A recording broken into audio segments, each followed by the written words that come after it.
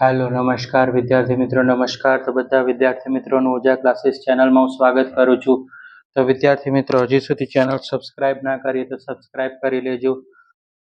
આજનો વિડિયો છે તે ધોરણ 9 માં વિષય ગણિત ચેપ્ટર નંબર 2 બહુપદીમાં આપણે પ્રશ્ન નંબર 2.4 માં 11 અને 12મા નંબરના પ્રશ્ન છે તે જોવા જઈ રહ્યા છે। અવયવ પાડો 27x નો ઘન + y નો ઘન + z નો ઘન - 9xyz। તો સૌથી પહેલા આપણે આ નિત્યસમનો ઉપયોગ કરીશું કે આમાં જ a નો ઘન વત્તા b નો ઘન વત્તા c નો ઘન, રાઈટ। a નો ઘન વત્તા b નો ઘન વત્તા c નો ઘન માઇનસ લખશું 3abc બરાબર a વત્તા b વત્તા c એટલે abc નું જ લખશું।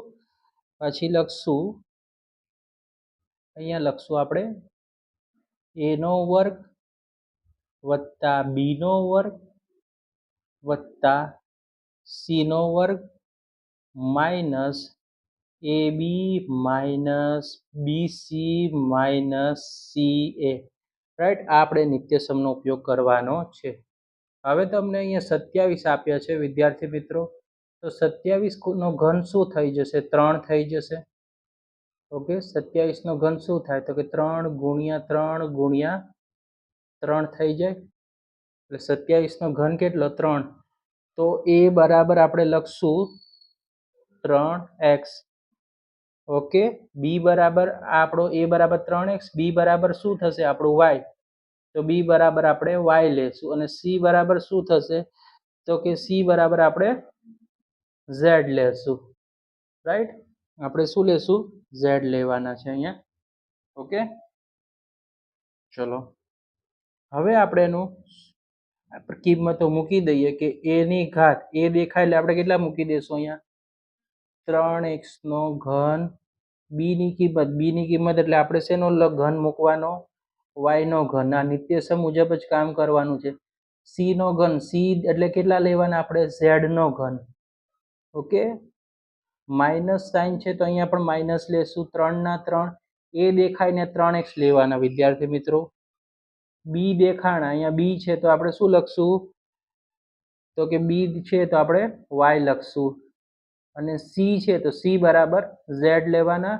હવે જો બરાબર પછી શું છે આપણી પાસે? કૌંસ છે, તો આપણે અહીંયા કૌંસ લખી નાખશું। a દેખાય એટલે કેટલા લેવાના છે? 3x, b વત્તાનું સાઇન કરવાનું, b છે તો b ની કિંમત આપણે કેટલી લેવાની?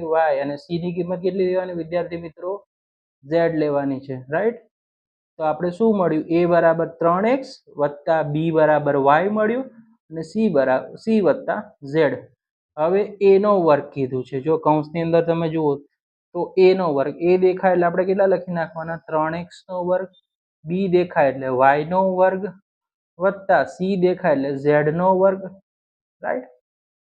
હવે માઇનસ સાઇન ab, ab એટલે તમારે શેનો લેવાનો? તો a એટલે કેટલા લેવાના છે?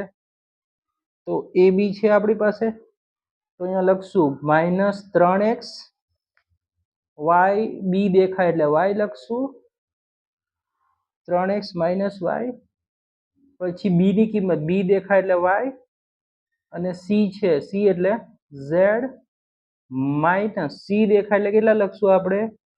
તો કે z, અને a દેખાય એટલે 3x થઈ ગયું, રાઈટ। આ નિત્યસમનો મુજબનું આપણે કિંમતો મૂકી દેવાની। a દેખાય ને 3x મૂકવાનું, b દેખાય ત્યાં y મૂકવાનું, અને c દેખાય ત્યાં આપણે z મૂકી દેવાનું, ઓકે। હવે આપણે એનું સાદું રૂપ આપી દઈએ। 3 નો ઘન એટલે કેટલા થઈ ગયા અહીંયા વિદ્યાર્થી મિત્રો? 27x નો ઘન, પછી નિશાની જોવાની, વત્તા છે તો વત્તા y નો ઘન વત્તા z નો ઘન માઇનસ, હવે જો 3 નો આખા કૌંસ સાથે શું કરવાનો? ગુણાકાર। તો 3 તેરી 9, 9xyz, તો 3 તેરી 9xyz, જો કઈ રીતે થયું?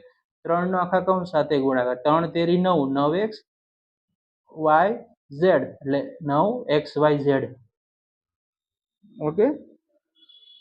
હવે જો તમે બરાબર વાળું ચિહ્ન છે ત્યાં આવી જાઓ, તો 3x(y)z એવા ને એવા લખી કાઢવાના, કારણ કે એમાં કશું ગુણાકાર સરવાળો જેવું છે એવું ને એવું તમારે લખવાનું છે. 3x(y)z આ પણ કૌંસ આપણે જુઓ 3x(y)z લખ્યું. હવે જો 3x² અને 3 તેરી કેટલા થઈ જશે અહીંયા?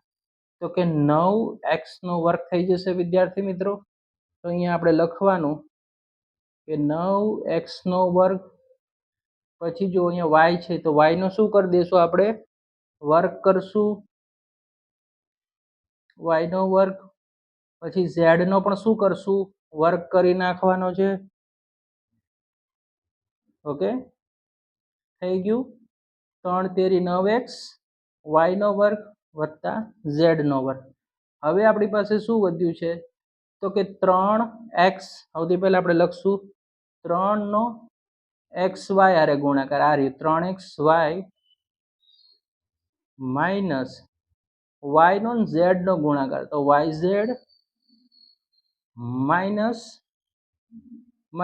3 નો zx આરે ગુણાકાર, તો -3zx. તો આ તમારો ફાઇનલ આન્સર આવ્યો, રાઈટ. હવે આ દાખલો છે વેરી મોસ્ટ આઈએમપી છે 12મો, કે ચકાસો 4 માર્ક્સમાં પૂછાય છે x3 વત્તા y3 માઇનસ 3xyz બરાબર 1/2 x વત્તા y વત્તા z કૌંસની અંદર x માઇનસ y નો વર્ગ વત્તા y માઇનસ z નો વર્ગ વત્તા z માઇનસ x નો વર્ગ છે.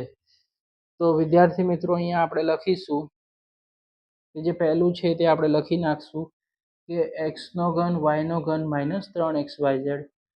સૌથી પહેલા x3 વત્તા y3 માઇનસ 3xyz બરાબર. હવે આપણે લખશું x વત્તા y વત્તા z.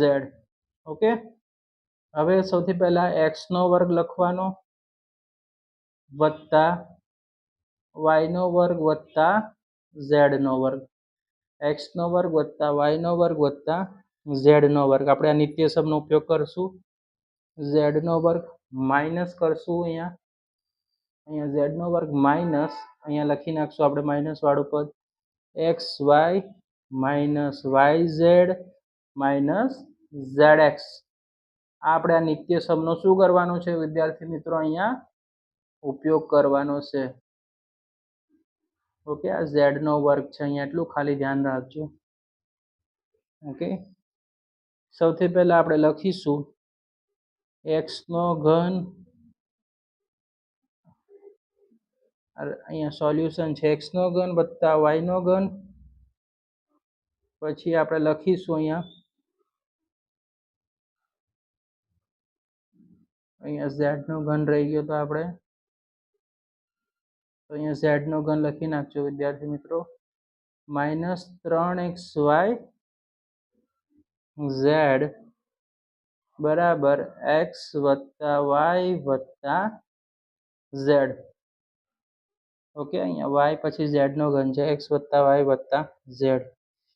હવે આપણે લખશું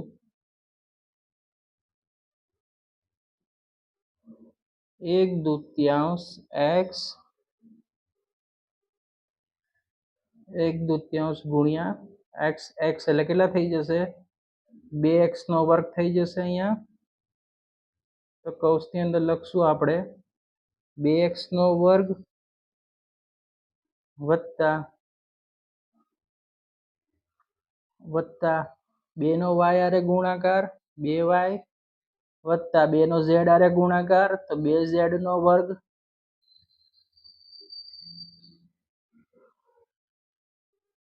ઓકે, પછી આવશે માઇનસ, તો નિશાની કરશું 2zx. ઓકે વિદ્યાર્થી મિત્રો, એટલે અહીંયા તમે તમારે લખવું હોય તો લખી શકાય છે. ઓકે, ચલો નેક્સ્ટ દાખલો છે, નેક્સ્ટ સ્ટેપ છે x વત્તા y વત્તા z બરાબર ઇન્ટુ 1/2 x નો શું થઈ ગયો? અહીંયા x નો વર્ગ આવશે માઇનસ 2xy વત્તા y નો વર્ગ કૌંસમાં આવશે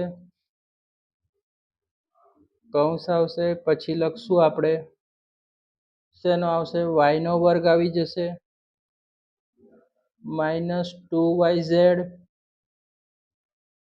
વત્તા 2z નો વર્ગ z નો વર્ગ -2zx પ્લસ x નો શું થઈ ગયો, અહીંયા વર્ગ થઈ ગયો. ઓકે, તો સૌથી પહેલા એક દૂત્યાંશને આપણે બહાર કાઢી લીધા. તો એક દૂત્યાંશને બહાર કાઢીએ તો x વત્તા y વત્તા z ને કઈ બાજુ લઈ ગયા, જમણી બાજુ લઈ ગયા. ઓકે, આ જમણી બાજુ આવી ગયા. હવે આપણી પાસે શું વધ્યું છે, તો કે x માઇનસ y નો શું વધ્યો, અહીંયા વર્ગ વધી ગયો વત્તા y માઇનસ z નો વર્ગ વત્તા માઇનસ z માઇનસ x નો વર્ગ. તો વિદ્યાર્થી મિત્રો, આ તો દાખલા નંબર 12 નું સોલ્યુશન. જો તમને વિડીયો પસંદ આવે તો વિડીયોને લાઈક કરી દેજો, ચેનલને સબસ્ક્રાઇબ કરી દેજો.